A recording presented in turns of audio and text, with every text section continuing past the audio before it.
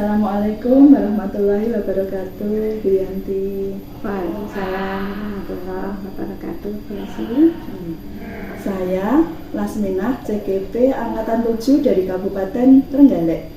Hari ini saya akan melakukan wawancara dengan Ibu Mustika Damayanti SPDI sebagai kepala sekolah saya di tempat saya mengajar, yaitu di TKIT Permata Umat Trenggalek. Dalam wawancara hari ini saya mengambil tentang pengambilan keputusan yang berbasis nilai-nilai kebajikan sebagai pemimpin yang ada pada modul 3.1. Alhamdulillah hari ini kabarnya Bu Yanti sehat nggih? Alhamdulillah sehat. Alhamdulillah saya juga sehat. Langsung saja nggih kita ke topik tanya jawab hari ini nggih. Silakan Bu Lasmi. Nggih. Yang pertama saya akan menanyakan tentang bagaimana selama ini Bu Yanti dalam memimpin sekolah ini cara mengambil atau mengidentifikasi kasus-kasus yang terjadi di sekolah yang merupakan kasus-kasus dilema etika atau rujukan moral. Baik, terima kasih. Cara saya mengidentifikasi itu dilema etika itu berkaitan dengan rasa kasih sayang, kebenaran, keadilan, persatuan, toleransi, tanggung jawab, dan lain sebagainya. Paradigma ini berhubungan dengan individu dan kelompok, baik kepentingan pribadi dan kepentingan sekolah. Di masalah yang sama-sama benar, tetapi harus diputuskan salah satu. Tentunya jika keputusan tersebut tidak melanggar hukum dan moral, seperti itu. Iya betul Bu Yanti ya, jadi sesuai paradigma yang ada. Terus yang kedua, selama ini bagaimana cara Bu Yanti dalam menjalankan pengambilan keputusan di sekolah, terutama untuk kasus-kasus di mana ada dua kepentingan yang sama-sama benar atau sama-sama mengandung nilai kebajikan. Nah, iya. Jadi bagaimana cara saya menjalankan pengambilan keputusan di sekolah? Tentunya harus mempertimbangkan banyak hal. Di antaranya apakah itu lebih menguntungkan pribadi daripada keuntungan bersama. Saya dalam memahami kondisi serta mempertimbangkan dampak jangka pendek dan dampak jangka panjangnya, tentu saja bagi seluruh anggota komunitas sekolah. Seperti itu. Jadi mengutamakan kepentingan bersama gitu ya. Jadi nanti untuk kebaikan bersama juga. Ya, alhamdulillah. Kalau kepentingan bersama itu kita utamakan, kita juga akan mendapatkan keuntungan secara pribadi. Betul, seperti itu. Selanjutnya yang ketiga, langkah-langkah atau prosedur seperti apa yang biasa Bu Yanti lakukan selama ini? Biasanya ketika ada di sekolah itu tidak ada kasus ya, selalu ada kasus karena memang kita itu ada komunitas yang di situ banyak unsur. Pertama-tama yang kita lakukan adalah mengklarifikasi kebenaran kasusnya, itu dengan mengumpulkan fakta-fakta yang relevan. Setelah itu baru mengenali nilai-nilai yang bertentangan. Jadi kalau ada yang bertentangan maka perlu untuk diluruskan.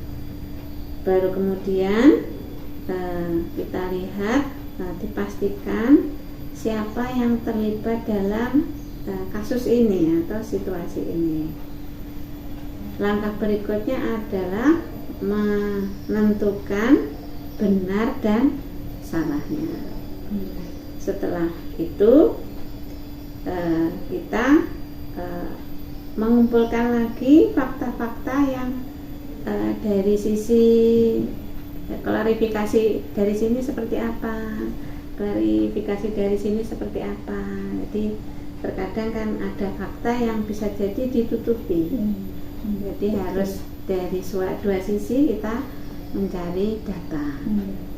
Barulah setelah lengkap dari sisi itunya, nilai-nilainya, kemudian siapa yang terlibat, benar dan salahnya bagaimana, barulah saya mengambil keputusan ketika ada kasus seperti itu. Masya Allah, bagus sekali ya Bu Yanti. Langkah yang diambil sudah begitu runtut, maksudnya rinci, jelas. Jadi berdasarkan fakta yang ada, dan ada klarifikasi untuk mengambil keputusan tersebut. Karena memang sekolah itu kan ada banyak unsur ya. Jadi ada unsur murid, ada unsur guru dan stakeholder yang ada di sekolah kita. Selanjutnya yang keempat, hal-hal apa saja yang selama ini Bu Yanti anggap efektif dalam pengambilan keputusan pada kasus-kasus dilema etika tersebut? Jadi yang biasa saya lakukan yang itu efektif itu seperti ini. Ketika ada kepentingan yang sama-sama penting atau ada agenda atau program yang sama-sama penting, maka kita harus menelaah atau harus mempertimbangkan mana yang lebih prioritas. Jadi walaupun sama-sama penting, tentu tetap ada yang mana yang lebih dulu untuk kita laksanakan sekarang, mana yang bisa ditunda, dan mana yang bisa untuk disegerakan keputusannya. Itu bisa kita lihat dari, kalau bahasanya di dalam Al-Quran itu ada maslahat dan mudaratnya. Jadi ketika yang kita ambil itu lebih ringan mudaratnya atau keburukannya, maka itu yang kita utamakan daripada kita mengambil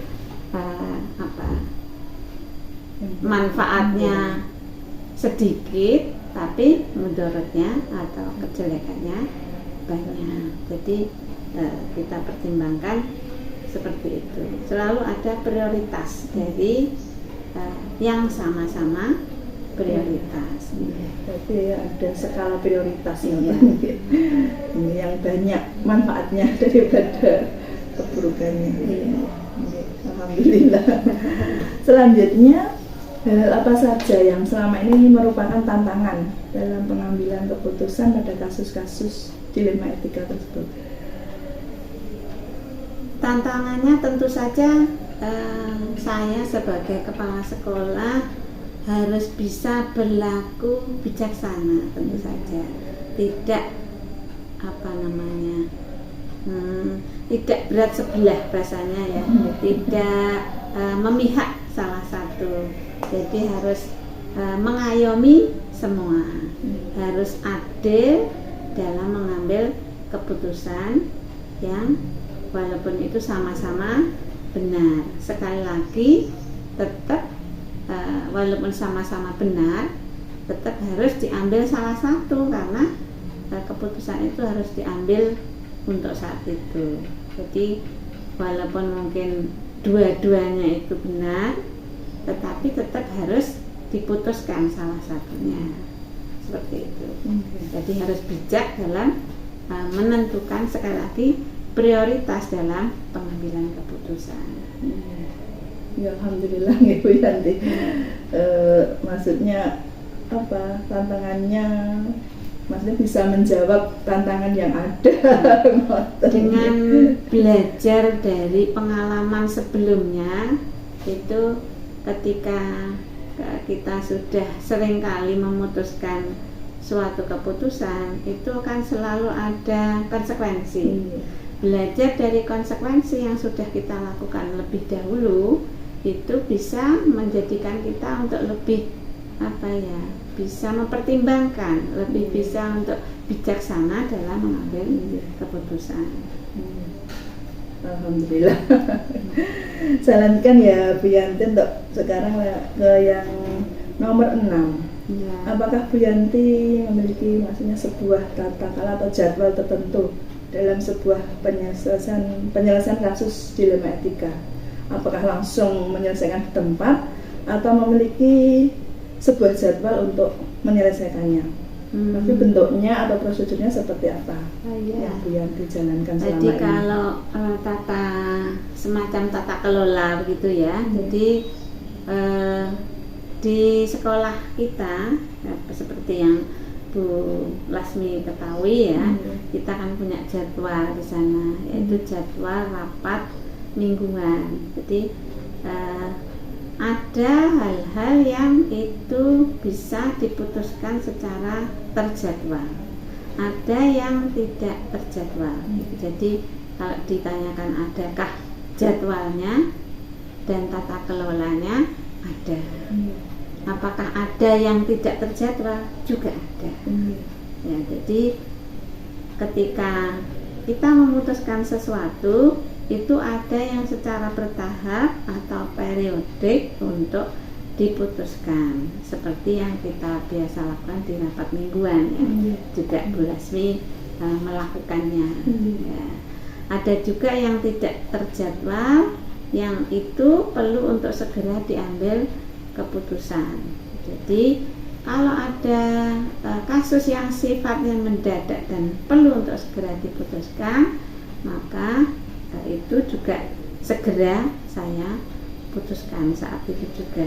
Jadi bentuk dan prosedur yang panjenengan tanyakan tadi itu berupa ini tadi, ada yang rapat secara mingguan. Ketika di rapat mingguan itu sudah diputuskan suatu keputusan, maka akan segera untuk bisa dilaksanakan. Akan tetapi ketika ada keputusan yang itu memang perlu untuk menunggu koordinasi dengan pihak-pihak lain, maka otomatis juga menunggu hasil koordinasi lebih lanjut. Jadi ada yang keputusan itu terjadwal secara periodik bertahap, ada juga yang memang segera untuk diputuskan dan sifatnya itu tidak terjadwal. Jadi mengambil keputusan yang kalau yang segera dilakukan berarti langsung gerak cepat. Kalau yang melibatkan orang lain itu kita juga melalui prosedur tertentu. Alhamdulillah keputusannya diambil bagus. Selanjutnya yang ke-7, mungkin adakah seseorang atau faktor-faktor apa yang selama ini mempermudah atau membantu Bu Yanti dalam pengambilan keputusan dalam kasus-kasus dilema etika? Ya, kalau seseorang atau faktor itu otomatis ada ya, karena di sekolah kita itu terdiri dari berbagai unsur, yaitu dari unsur guru, dari unsur tenaga kependidikan, ada TU, ada satpam, ada tenaga kebersihan, ada murid, ada wali murid, dan juga ada komite.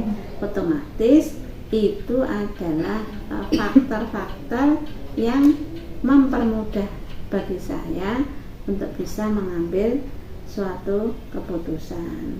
Jadi dengan kerjasama mereka semuanya, otomatis kita sesuaikan dengan konteks kasus yang ada.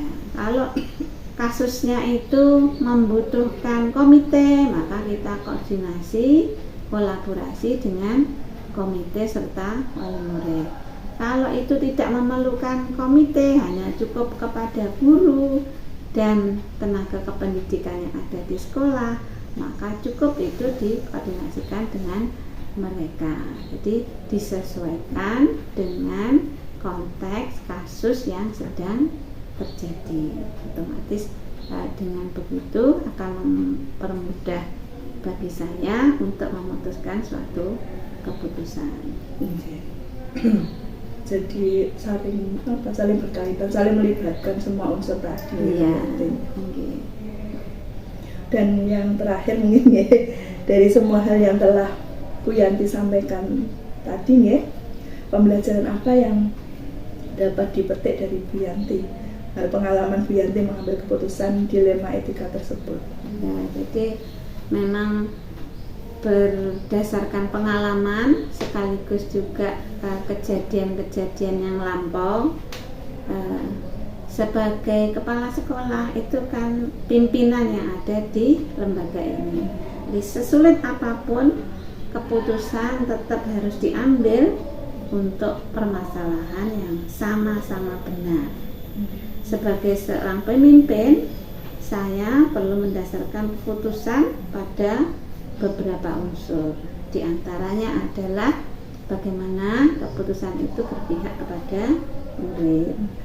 Kemudian juga bagaimana keputusan itu berdasarkan nilai-nilai kebajikan universal, serta apakah itu keputusannya bertanggung jawab terhadap segala konsekuensi dari keputusan yang diambil. Jadi memang sebagai pemimpin itu sesulit apapun tetap harus mengambil keputusan. Jadi tidak boleh tidak ada keputusan. Betul seperti itu Bu Yanti. Jadi keputusannya seperti tadi yang Bu Yanti sampaikan ya, jadi tidak memihak, terus harus mengayomi semuanya. Jadi ya alhamdulillah langkah-langkah yang dilakukan Bu Yanti sebagai pimpinan, sebagai kepala sekolah, insya Allah sudah tepat nih Bu Yanti ya, maksudnya sesuai dengan ya apa yang ada di lembaga kita seperti itu. Semoga ini nanti bermanfaat nih Bu Yanti. Insya Allah. Dan yang terakhir saya mengucapkan banyak terima kasih kepada Bu Yanti yang telah meluangkan waktu, tenaga, pikiran untuk bisa bekerja sama dengan saya dalam rangka wawancara hari ini.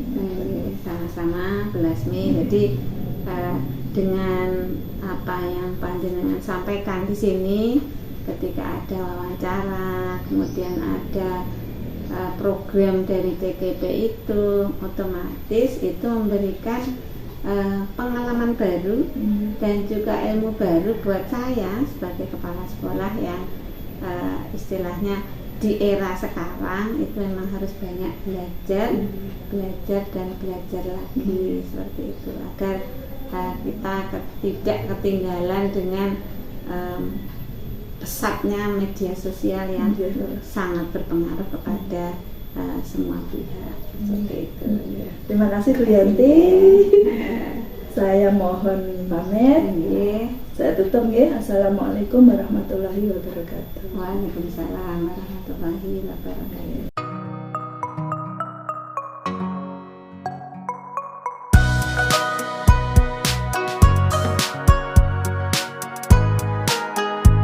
Assalamualaikum warahmatullahi wabarakatuh. Saya Lasminah CGP angkatan 7 dari Kabupaten Trenggalek. Hari ini saya akan melakukan wawancara dengan Pak Heru Suyatno SPD sebagai Kepala Sekolah SDIP Permata Umat. Wawancara hari ini mengambil keputusan berbasis nilai-nilai kebajikan sebagai pemimpin yang ada pada modul 3.1. Alhamdulillah hari ini sehat ya Ustaz. Sehat sekali. Saya juga sehat. Mungkin mulai dari awal nih, pertanyaan yang pertama, selama Ustadz Heru sebagai pemimpin di SDIP Permata Umat ini, bagaimana cara Ustadz dalam mengidentifikasi kasus-kasus yang terjadi di sekolah yang merupakan kasus-kasus dilema etika atau rujukan moral? Tentunya yang pertama standar kita adalah aturan-aturan yang ada ya. Jadi kita harus memahami setiap aturan ya. Baik itu yang ada di sekolah ataupun yang aturan di yayasan, itu juga kode etik guru. Jadi semua itu harus kita pahami ya, sebagai pemimpin. Sehingga dengan memahami aturan itu kita akan bisa mengidentifikasi masalah itu benar atau salah, kita sesuaikan dengan aturan yang ada. Jadi kalau kita tidak tahu aturan, ya tidak tahu ini benar, ini salah, itu tidak tahu. Maka dengan tahu setiap aturan itu, maka kita bisa memutuskan hal yang benar dan itu yang salah. Jadi harus ada aturan yang jelas. Ya, kan tidak ada. Sekolah punya aturan, yayasan punya aturan, teman-teman yang lebih tinggi. Kita harus paham semua itu, sehingga ada suatu masalah itu dalam posisi benar atau masalah dalam posisi yang salah. Iya, betul Pak, harus seperti itu.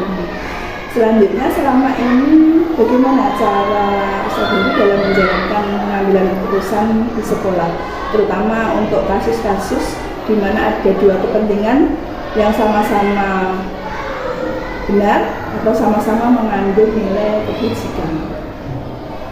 Saya kira keputusan itu sangat tergantung juga setiap individu ya, untuk memutuskan.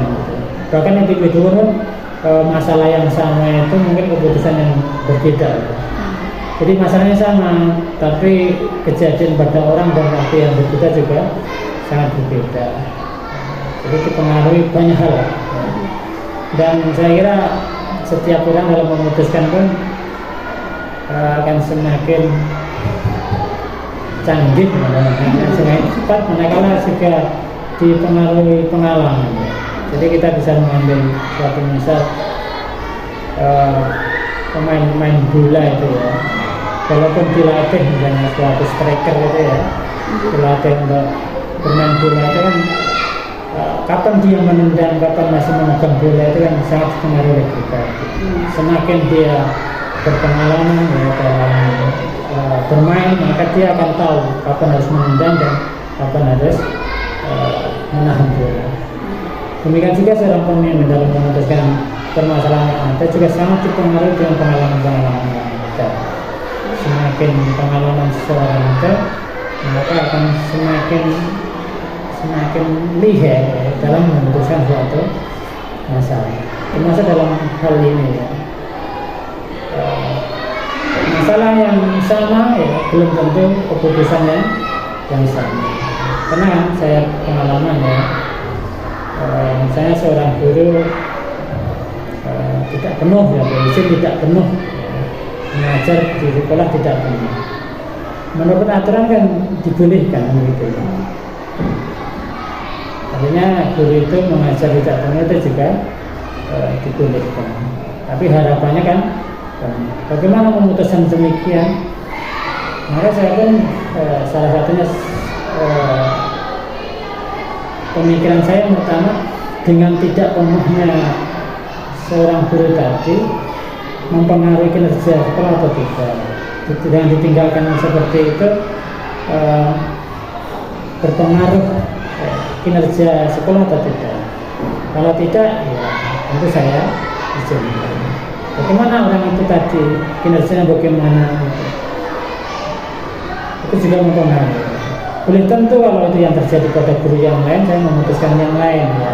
Yang pertama saya lihat sekolah yang ditinggalkan itu bagaimana keadaan sekolah, terganggu tidak.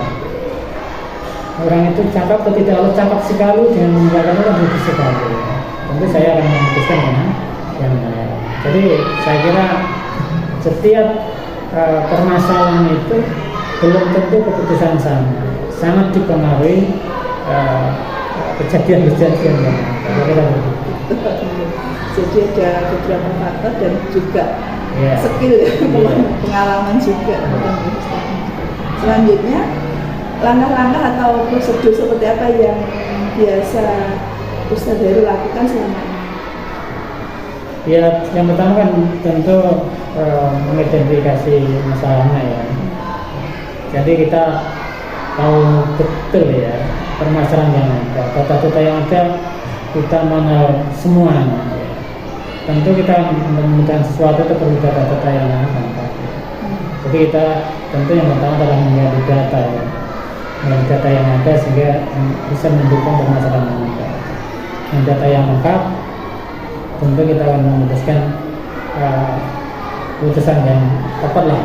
Agar data kita yang punya itu tidak lengkap atau kurang dan mengambil hasilnya juga kurang tepat Jadi intinya kita harus menggali data sekitar mungkin untuk memutuskan suatu permasalahan. Betul, memang seperti itu. Jadi harus ada data fakta yang lengkap. Selanjutnya, hal apa saja yang selama ini Ustadz Heru anggap efektif dalam pengambilan keputusan pada kasus-kasus dilema etika tersebut? Ya, tentunya pendekatan personal ya. Yang personal, kita mengenali setiap karakter masing-masing guru, begitu ya. Hanya mengenal karakter permasalahan murid berarti kita juga tahu karakter dari murid, karakter keluarga, gitu ya. Kalau guru juga demikian, mengenal karakter dari setiap individu dan keluarga. Jadi harus tahu secara mendalam ya. Baik itu dari murid, baik itu dari guru, lingkup yang ada di sekolah. Selanjutnya, hal apa saja yang selama ini merupakan tantangan dalam pengambilan keputusan pada kasus-kasus dilema etika tersebut? Tantangan di dalam pengambilan keputusan. Kalau tadi kan yang efektif dalam pengambilan, sekarang tantangannya apa dalam pengambilan keputusan tersebut?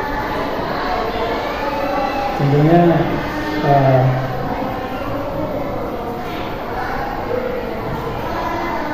berarti permasalahan gitu. Jika ada permasalahan, terus Ustadz Heru kan mengambil keputusannya itu pasti ada tantangannya. Seperti apa? Tentu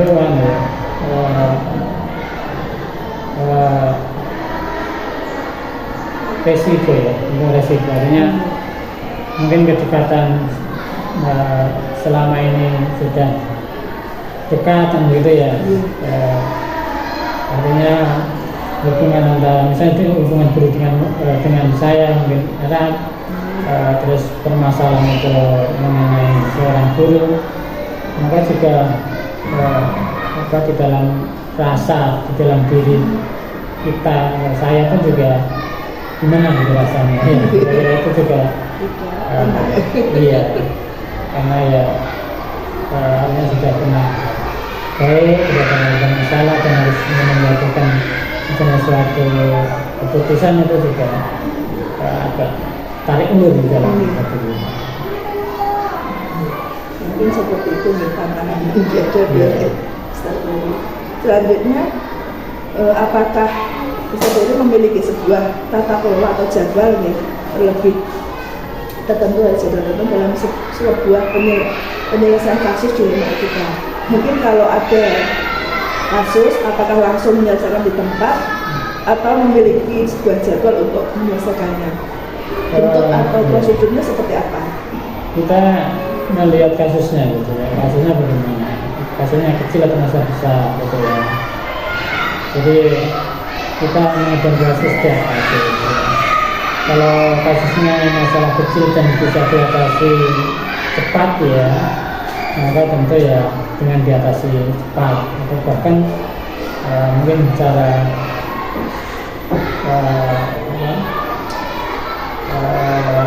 rapat bersama itu bisa kita selesaikan diselesaikan. Tapi kalau kasusnya besar yang dalam pikiran kita itu tidak mungkin bisa terselesaikan dengan seperti itu, maka perlu waktu dan perlu pendekatan tersendiri. Jadi harus kita mampu mengidentifikasi data sehingga di dalam benak diri kita itu kasus ini diselesaikan bagaimana yang paling tepat. Perlu waktu yang lama, perlu langkah-langkah yang jelimet, atau memang kasus ini kecil dan hanya cepat saya terasa. Jadi kalau bisa diselesaikan secara cepat ya langsung digunakan. Kalau misalkan lama terus membutuhkan melibatkan banyak orang, itu juga ada jadwal kan, ada apa ya, maksudnya tidak langsung gitu. Kemudian adakah seseorang atau faktor-faktor yang selama ini mempermudah atau membantu Ustaz Edi dalam pengambilan keputusan dalam kasus-kasus dilema etika tersebut? Saya kira yang kalau di sekolah saya ya, pendidikan agama pada guru itu sangat berpengaruh dalam mengatasi permasalahan. Jadi pembinaan keagamaan di setiap guru itu sangat membantu ya mengatasi permasalahan-permasalahan yang ada. Sehingga dengan pembinaan keagamaan itu yang pertama kan kalau kita mencegah secara preventif ya, sehingga mengurangi kasus-kasus yang ada. Yang kedua, dengan pembinaan seperti itu maka kita lebih mudah menentukan suatu permasalahan. Jadi pembinaan keagamaan terutama kepada guru ya, kepada siswa ya, sehingga permasalahan-permasalahan itu lebih tidak meluas gitu ya. Alhamdulillah ya, pembinaan keagamaan baik itu untuk guru maupun ya, karena kita selalu agama yang fokuskan di sana. Itu sangat membantu saya terutama dalam pengalaman saya. Nah, yang terakhir mungkin dari semua hal yang tadi sudah Ustaz Edi sampaikan ya, pembelajaran apa yang dapat diambil atau dipetik dari pembelajaran yang Ustaz tadi ketika mengambil keputusan dalam di kasus dilema etika tersebut? Ya, yang pertama kita harus mengupayakan untuk pencegahan preventif ya, sehingga kasus-kasus yang ada itu tidak terlalu banyak, sedikit gitu ya.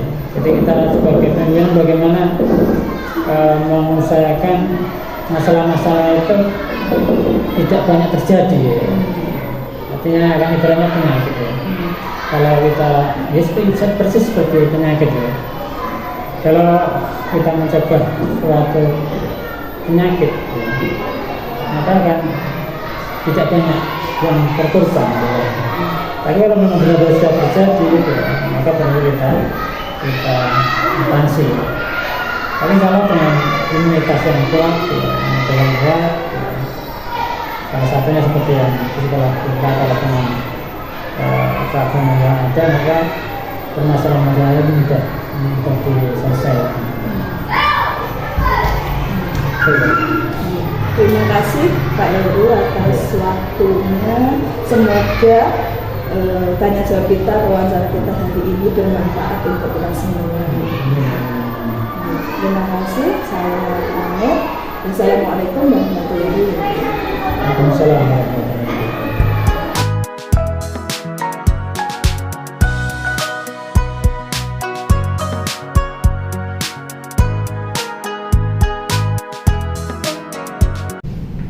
Assalamualaikum warahmatullahi wabarakatuh, Bu Eli. Waalaikumsalam warahmatullahi wabarakatuh.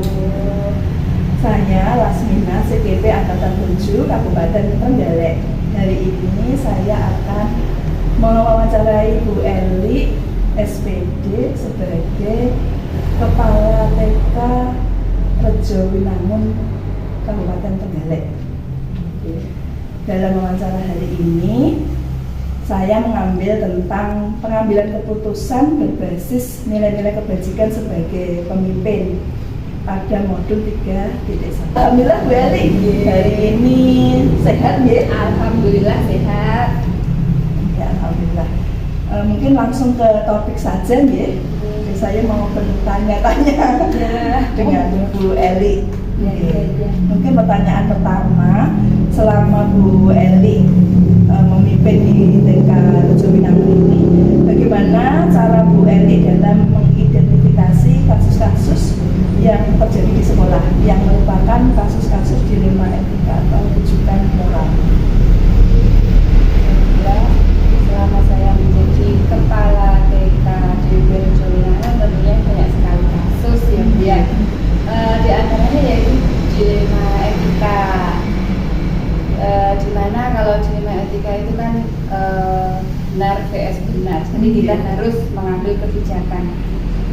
Untuk yang pertama dalam mengidentifikasi itu pertama kita juga harus menganalisa dulu seperti apa kasusnya, jadi tidak boleh busak-busuk. Kemudian yang kedua itu berkaca pada pelatihan. Kalau kita itu seperti apa ilmu yang telah kita terima itu kita terapkan. Kemudian nantinya kita juga mengacu pada peraturan, karena di sekolah itu juga ada aturannya. Kita juga mengkaji, memakai peraturan itu. Kemudian kita juga memakai insting. Insting itu bagaimanakah kita itu menyelesaikan. Jadi tidak boleh pilih kasih dan sebagainya. Instingnya itu tentunya kita sebagai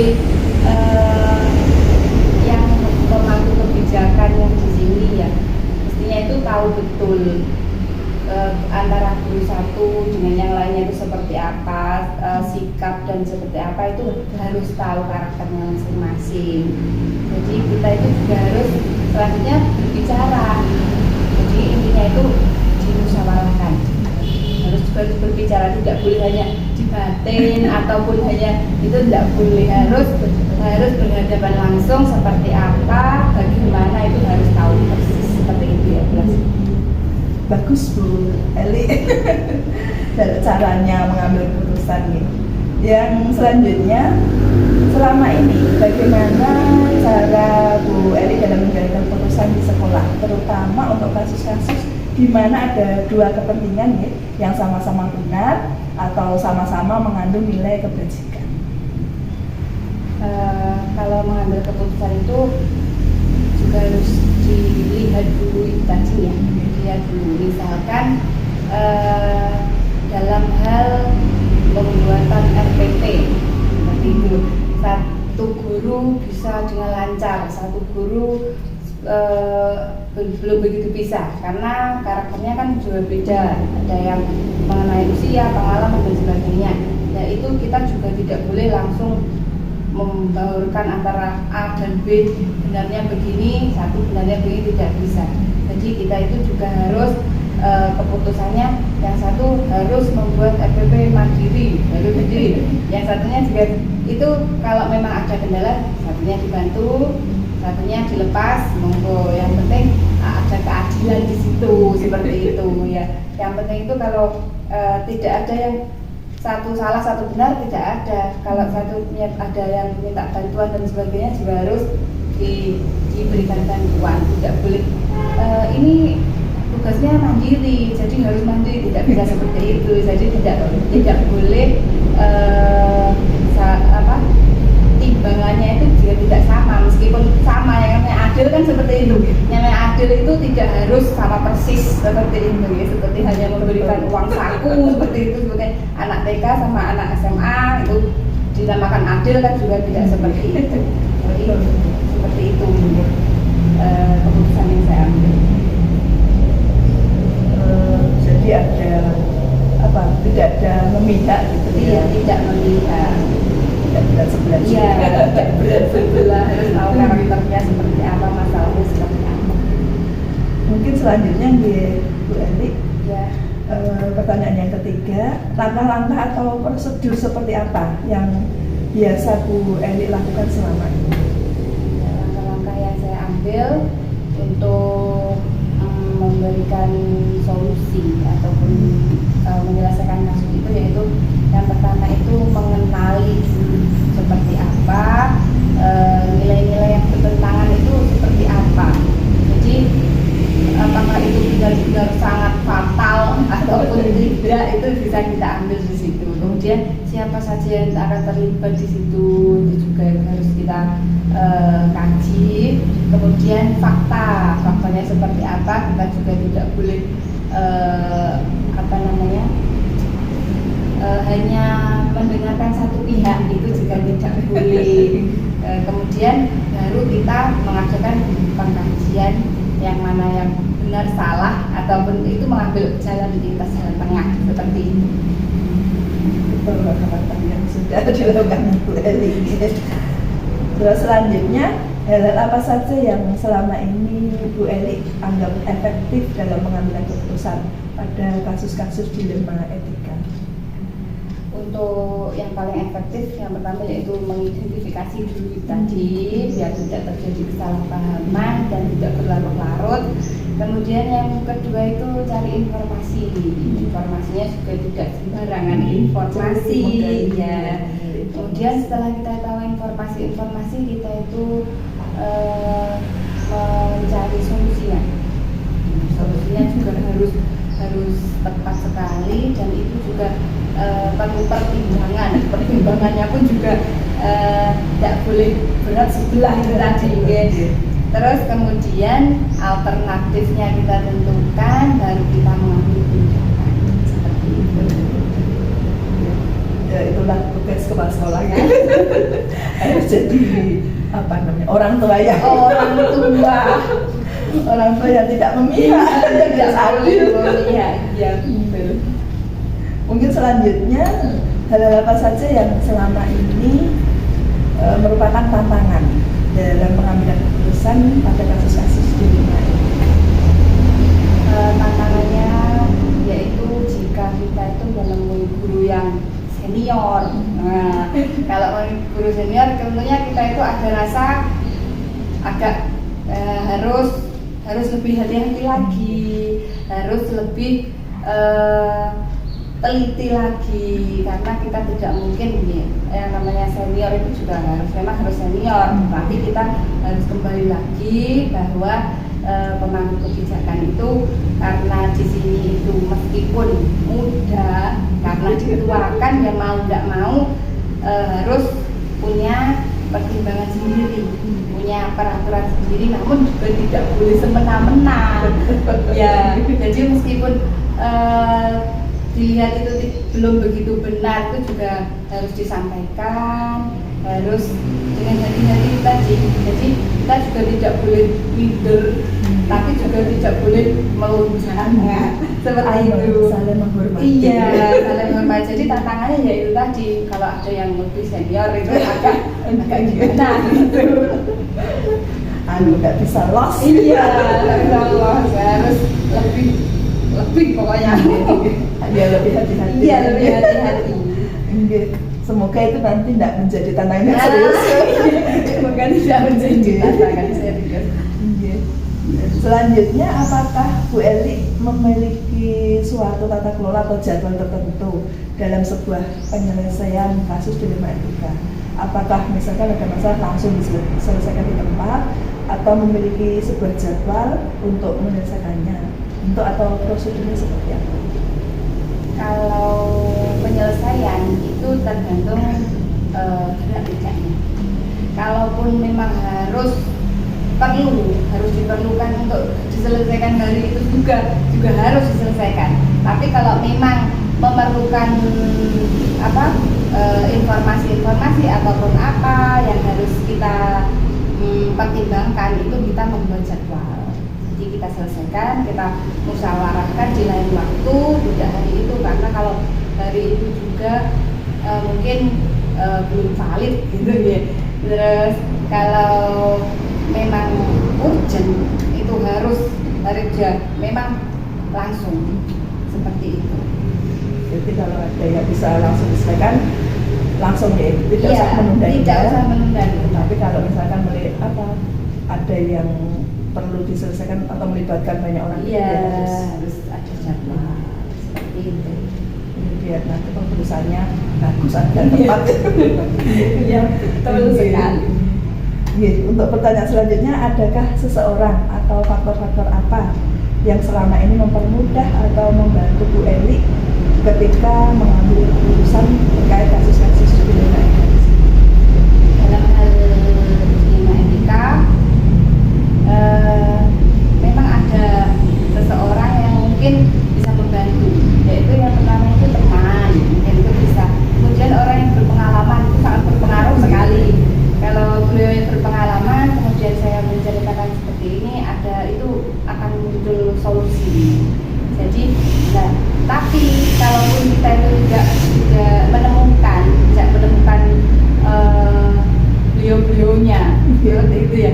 Mungkin kita kembali kepada diri sendiri, harus yakin kalau kita itu bisa menyelesaikan, karena semakin banyaknya masalah yang kita hadapi di lembaga sini ya, itu kita itu akan semakin bisa, semakin banyak sekali solusi yang akan kita dapatkan. Jadi ya intinya itu semakin terampil dalam mengambil keputusan. Karena kalau sudah terlalu mungkin sering menemukan masalah seperti itu, kita juga langsung bisa tanggap. Berarti kalau seperti ini, penyelesaiannya seperti ini, itu sudah hafal seperti itu loh. Jadi intinya ya tadi teman, orang berpengalaman, kemudian kalau enggak ya keyakinan seperti itu Mas. Yang penting sudah ada usaha. Iya, usaha penyelesaian. Nah, untuk yang terakhir kalinya, dari semua hal yang sudah disampaikan Bu Eli, pembelajaran apa yang dapat dipetik dari pengalaman Bu Eli ketika mengambil keputusan mengenai kasus Medika tersebut? Kalau pembelajaran yang bisa kita ambil, kita melihatnya mulai dari studi-studi yang sudah berlalu itu, yang paling penting itu musyawarah. Jadi ya harus ada musyawarah, komunikasi, tidak boleh usah-usah berpihak salah satu. Jadi musyawarah itu sangat nomor satu. Kalau saya seperti itu, musyawarah baik itu di lingkup kecil yang bersangkutan dengan pimpinan lembaga maupun ke lingkup besar. Jadi ya itu tadi, pokoknya musyawarah itu yang utama seperti itu. Jadi seperti silaturahmi ya. Iya, musyawarah. Iya, betul sekali Belas. Dan tidak kerjasama, kompak, pokoknya itu kompak, terus ya harus bisa mengendalikan semuanya. Jadi harus terkendali. Maksud terkendali itu bukannya kita itu mau memanage sedemikian rupa, tidak memaksa, tidak. Cuma kita itu harus bisa mengendalikan, mengetahui karakter masing-masing, dimusyawarahkan seperti apa, kadang ditegur kalau salah, tegur juga kesalahan. Jadi kita harus saling tahu. Jadi itu tadi musyawarah paling penting. Ya, alhamdulillah, terima kasih ya, Bu Eli. Hari ini sudah bisa bertanya jawab. Semoga tanya jawab ini bermanfaat. Dan saya mengucapkan banyak terima kasih atas waktu, tenaga, pikiran yang sudah disediakan untuk saya. Sama-sama. Saya doakan semoga lancar sampai nanti. Semua kekurangannya saya mohon maaf, karena saya cuma bisa membantu menjawab sebisa saya dan sesuai pengalaman saya. Terima kasih.